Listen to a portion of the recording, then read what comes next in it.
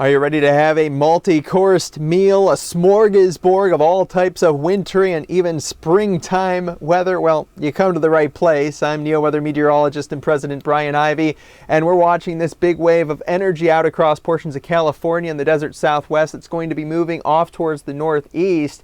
It's going to tap into a great amount of northern energy here. That's cold Canadian air coming down and plenty of Gulf Coast moisture coming up.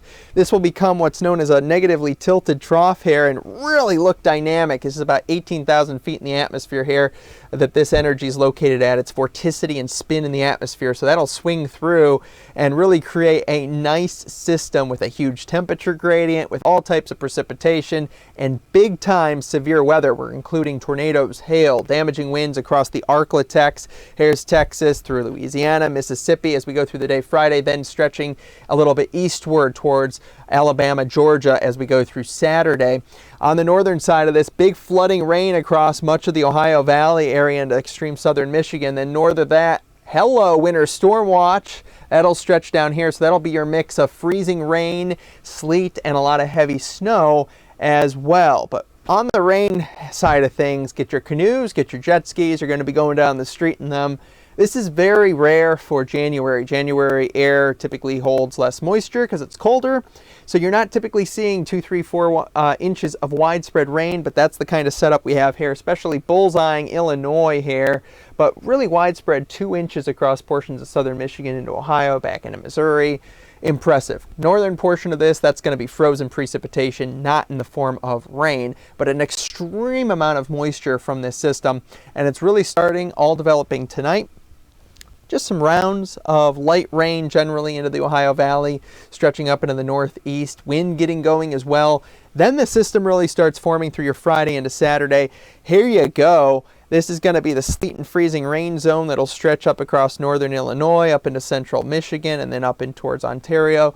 And then the snow zone on the back half that will be on the northern side of this and produce a swath of some significant accumulation while we have this severe weather going on here across portions of the deep south. Just the flooding rain threat here in the Ohio Valley. Very well developed system with the big freezing rain and sleet mist, and then just lots of heavy snow back into Wisconsin, and then the lower portion of Michigan as well, kind of upper lower Michigan there, and then that moves out. So not major significant impacts for New England and whatnot with this, and certainly no kind of big snow across the Ohio Valley and northeast, but there's your snow zone, widespread 1 to 3 inches, and then here's your 6 to 12 inch corridor that's going to stretch up, and really good confidence in portions of Wisconsin in towards the central area of Michigan, and then up in towards portions of Ontario and Quebec for there to be an area of maybe 10, 12 inches, 15 inches, 18 inches of snow maximum. You could see pretty well north up in towards portions of Canada will be that main snow zone. So a lot of warm air gets pushed up across all of the northeast for the United States side of things.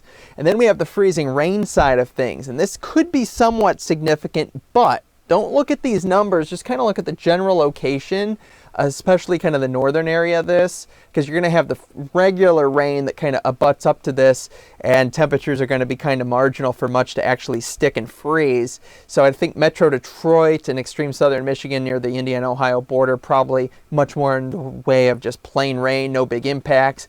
And then again, these numbers are going to be overinflated, but there will be maybe a 1/4 inch, a 1/2 inch in spots, and that's a pretty good ice storm. We'll just have to see exactly where that lines up. That'll continue into portions of Ontario and then kind of skirt the Canadian-US border as you go up in towards New England. So multifaceted. We have a little bit of everything throughout the course of this event, and it lasts from Friday through Sunday. There's also going to be some pretty gusty winds, 30, 40 miles per hour at least, going through portions of the deep south, all the way through the Ohio Valley, Great Lakes, and then into the northeast, closing out the day Sunday. Thanks so much. Stay tuned for more. And if you're looking for accurate weather services, we're very happy to help you out. If you're a snow contractor, contact us today.